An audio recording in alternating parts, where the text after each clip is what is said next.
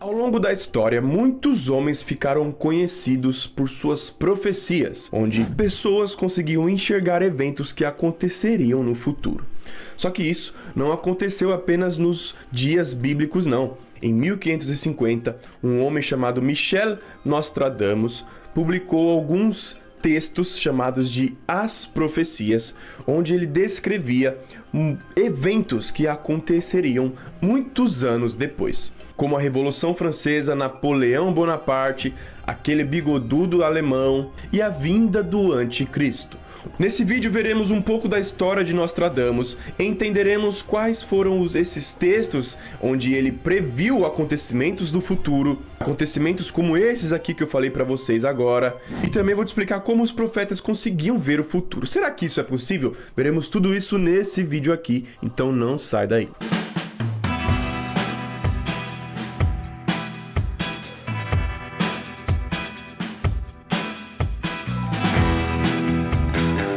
Fala pessoal, tudo bem? Sejam todos muito bem-vindos a mais um vídeo. O meu nome é Renato e é um prazer enorme ter você por aqui. Esse aqui é o meu Instagram, @orenatogeneroso. E segue lá que eu posto conteúdo também toda semana, vídeos e tenho uma interação mais próxima com vocês. Se você gosta de história e de alguns conhecimentos sobre o universo, a natureza, que não são divulgados na grande mídia, se inscreve no canal para não perder os próximos vídeos, assim você vai estar me ajudando. Deixa um like para me ajudar a fazer esse vídeo aqui chegar a mais pessoas e claro, não esquece de deixar o seu comentário assim que você acabar de assistir, me dando a sua opinião sobre esse assunto, beleza? Agora se acomoda, fica confortável e bora pro vídeo.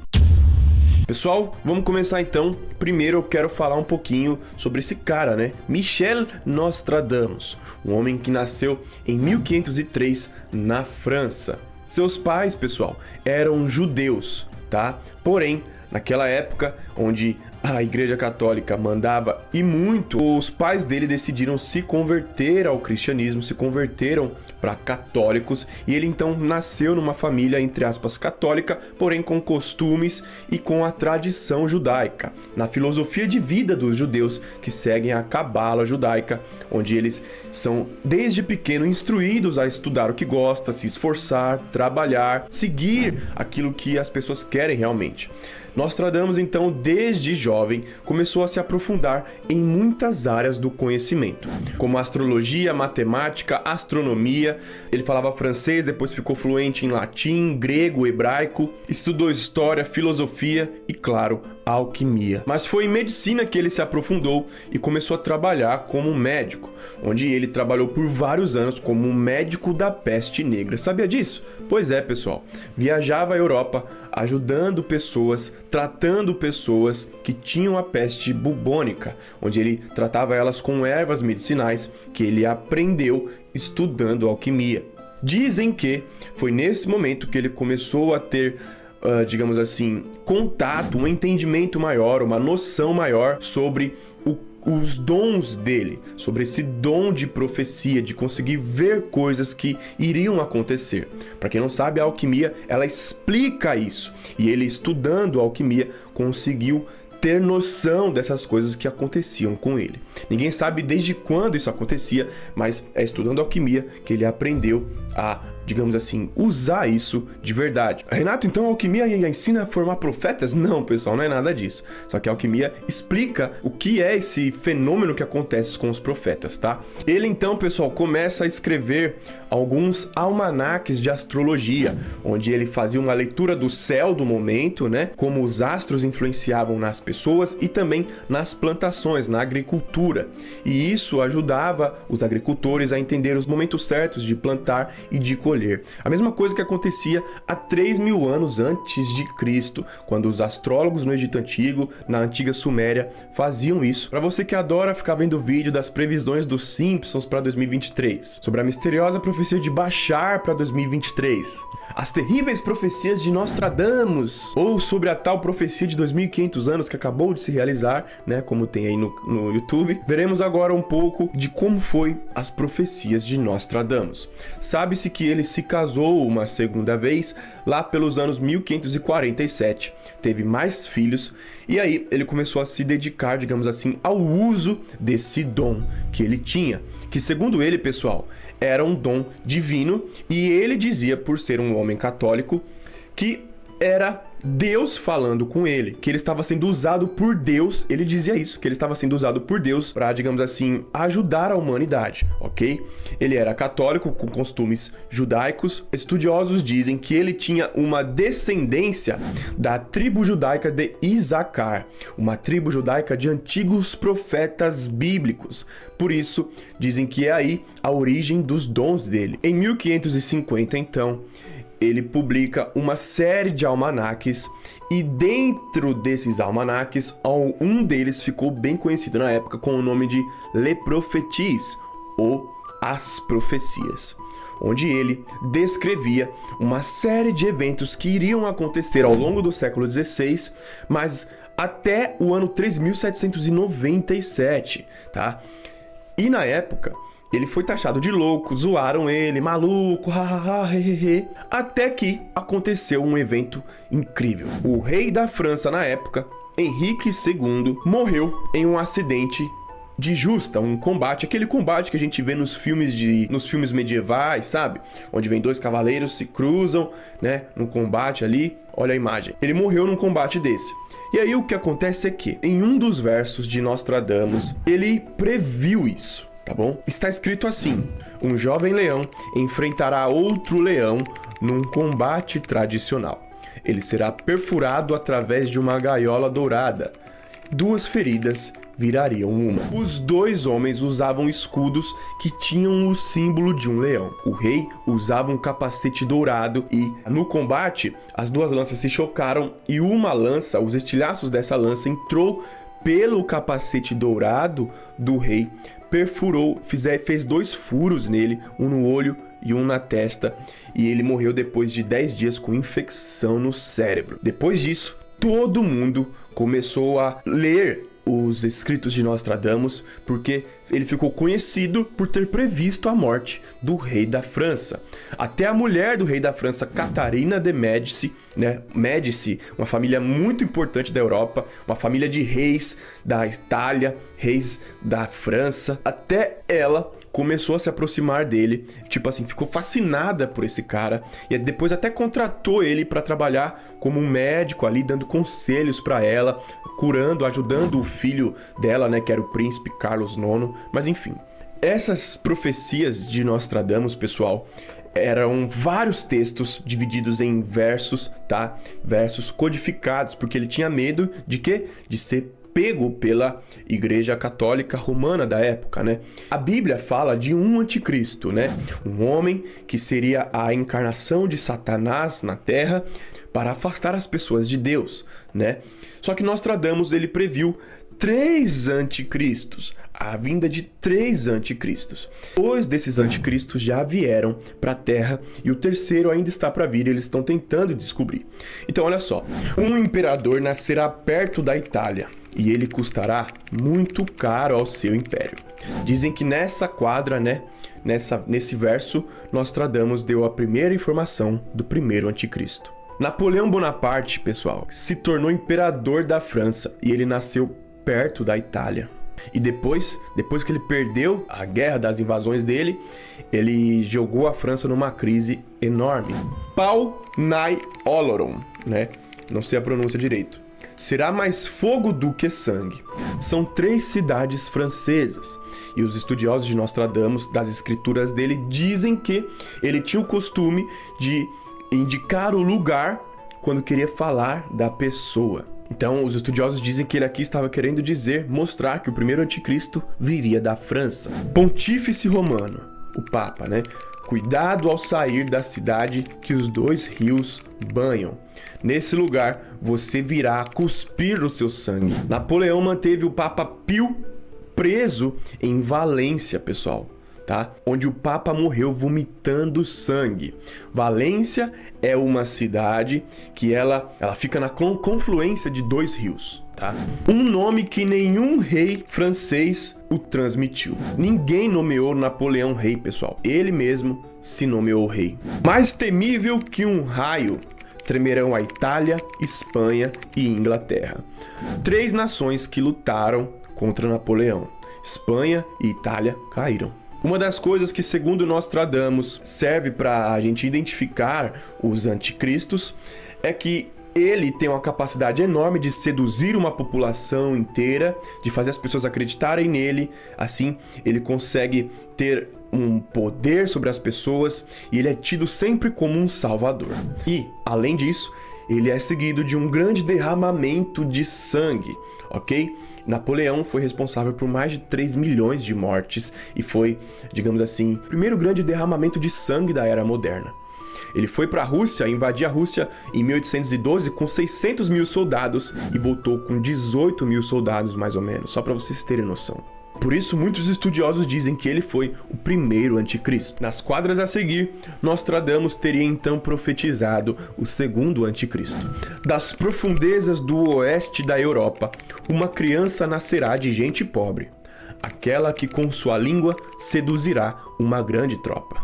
Bom, todo mundo sabe que aquele bigodudo alemão que não pode ser citado, que esse carinha aí, tinha uma lábia, uma oratória, um poder de persuasão gigantesco, de levantar multidões, de fazer uma nação inteira, que foi a Alemanha, seguir ele cegamente. Sua fama aumentará em direção ao Reino do Oriente. O Japão Imperial se apaixonou por Adolf, tá? Se apaixonou por ele.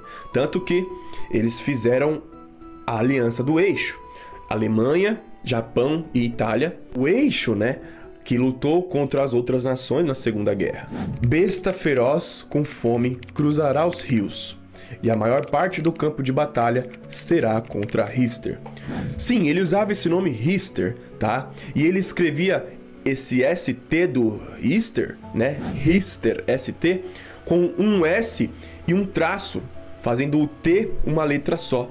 Só que isso, dizem os estudiosos, que era um código para mostrar um tal símbolo que vocês podem ver aí, que é muito familiar, né? Que Adolf usou como símbolo de sua propaganda, né? Mas Richter, ninguém sabia o que era, tá bom? O tipo que significava.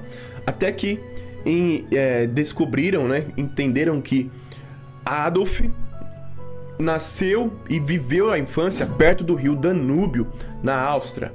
Richter era o nome antigo do rio Danúbio. Os estudiosos de Nostradamus, pessoal, têm certeza que ele estava falando de Adolf. Mas e esse tal terceiro anticristo? Quem seria ele, não é verdade? Bom, Nostradamus, pessoal, ele tem tantos versos que as pessoas tentam identificar esse terceiro anticristo até hoje, tá bom? Até hoje, você pode tentar fazer isso também, só pesquisar aí. Muitas pessoas ao longo do século 20 e agora no 21 estão sendo, digamos assim, cogitadas. Muitos têm escritos e versos de Nostradamus que apontam para eles. Só que por eles não terem ido, digamos assim, para dominações maiores, eles foram tirados dessa lista de terceiro anticristo, que estão ainda tentando descobrir. Muito esperado, ele nunca mais retornará à Europa. Ele aparecerá na Ásia. Ele se levantará acima de todos os reis do Oriente. Essa é uma estrofe que os estudiosos de Nostradamus dizem ter certeza que ele fala do terceiro anticristo, só que tem muitas mais estrofes, como eu falei, tem acontecimentos até o ano 3797 que as pessoas tentam ligar com os acontecimentos de hoje em dia. Por isso que você vê por aí, sempre tem vídeos falando sobre as profecias de Nostradamus para 2023, para 2024, né? Então, é um assunto muito, digamos assim, muito forte, porque esse cara realmente conseguiu algum acesso, né? Talvez uma inteligência suprema falando na mente dele, Deus falando na mente dele, né? Dando assim pistas, entendimentos para isso. Mas Renato, como que isso é possível? Pessoal, todos nós temos dentro da gente a nossa glândula pineal, que é aquele sexto sentido, sabe? Que alguns chamam de mediunidade, outros chamam de terceiro olho, né? A glândula pineal é um órgão que eu já falei aqui no canal. O Egito Antigo falava sobre o olho de Horus, né? Que é tudo a mesma coisa, que serve pra gente ter a nossa imaginação. Então assim, quando eu paro e imagino, eu quero colocar um pneu no meu carro, eu tô vendo algo antes daquilo acontecer, não é verdade? Então nós temos a capacidade de ver o futuro antes que ele aconteça.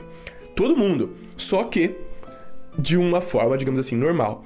Ao longo da história, tiveram pessoas que tinham, digamos assim, essa glândula pineal muito ativada, digamos, sabe? Muito estimulada, tá bom?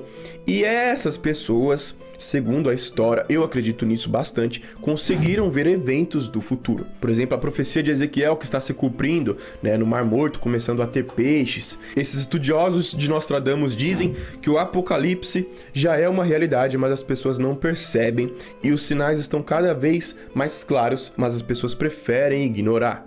Se você quiser entender um pouco mais sobre essa glândula pineal, no fim desse vídeo aqui, vai ter um vídeo, né, na tela final para você entender. Lá eu falo direitinho sobre a glândula pineal, sobre essa imaginação, esse poder que nós temos da imaginação. Agora, me diz aí o que você pensa sobre tudo isso, sobre o fim dos tempos, o anticristo e esses profetas. Você acha que tudo isso é loucura ou que é realmente possível e que as pessoas ao longo da história conseguiram realmente fazer isso? Me diz aqui nos comentários que eu quero ver a sua opinião. Pessoal, antes de encerrar o vídeo, eu quero compartilhar com vocês um pouco de um conhecimento que vem chegando no Brasil nos últimos anos, que eu sou um divulgador e hoje ensino isso, que faz a gente se lembrar e entender o que nós devemos fazer nessa terra, que faz a gente entender a nossa missão de vida, tá? Você não veio nessa vida para ser alguém, digamos assim, à toa. Ninguém nasceu para ter uma vida, digamos assim, pequena. Todos nós nascemos para fazer algo grandioso, para ter sucesso financeiro, reconhecimento na carreira, tudo. Só que, pessoal, a gente só consegue entender o que a gente precisa fazer para entrar no caminho do progresso, né? O que a gente tem que fazer para ir para o sucesso quando nós entendemos e entramos dentro da nossa missão de vida, daquilo que nós viemos aqui para fazer, ou seja, aquilo que Deus quer que a gente faça aqui na Terra. Entender a nossa missão de vida faz começar a aparecer na nossa cabeça todos os entendimentos de todos os próximos passos que a gente tem que dar para levar a nossa vida para o progresso, independentemente de qual seja o momento atual que você está passando. Entender sua missão de vida faz você entender o que você tem que fazer para ir em direção ao progresso. O lance é que o sucesso, né, a riqueza financeira não é o destino final da vida. Tem mais coisas para você fazer quando você atinge isso. Por isso, se você já é um empreendedor de sucesso, uma pessoa que é rica financeiramente, a vida não acaba aí, né? Tem mais coisas para você fazer, certo? E todos esses caminhos começam a aparecer na sua cabeça quando você entende a sua missão de vida. E a alquimia, pessoal, ela ensina também todo o entendimento sobre o ser humano, sobre o corpo, a mente, o espírito, para a gente conseguir ser a nossa melhor versão, para a gente atingir o nosso potencial máximo, ser aquela pessoa incrível que nós nascemos para ser. E é essa pessoa que consegue enxergar a missão de vida, enxergar quais os próximos passos que temos que dar para ir para o progresso e conseguir fazer, realizar, concretizar, senão de nada adianta, tá? A alquimia ensina a gente a olhar para a nossa vida e entender tudo que nós estamos fazendo de errado que está nos atrapalhando de ser a pessoa incrível que nós nascemos para ser, para que a gente consiga se colocar nesse caminho certo que todos nós podemos estar para ir em direção ao sucesso. Pessoal, esse conhecimento eu paguei bem caro para conseguir, só que hoje eu tenho a missão de compartilhar isso de forma simples para todo mundo, e por isso eu ensino isso no meu programa de assinatura por apenas R$ 36,90 no mês, tipo uma Netflix, onde você paga e tem acesso a todas as aulas, tá? Eu fiz esse valor para que qualquer pessoa que tenha um trabalho consiga fazer. Então, nos comentários desse vídeo aqui você vai ter um link. Dentro desse link você vai cair numa página onde tem um videozinho onde eu explico mais sobre essa missão de vida e sobre tudo isso que eu falei. Acessa lá e dá uma olhada, beleza? O vídeo de hoje fica por aqui. Espero que vocês tenham gostado. Se inscreve no canal para não perder os próximos vídeos. Me ajuda aí, certo? Deixa o seu comentário, não esquece, me dizendo a sua opinião. E claro, aquele like. Beleza, pessoal? Muito obrigado por ter visto esse vídeo até aqui. Nós nos vemos no próximo. Até mais.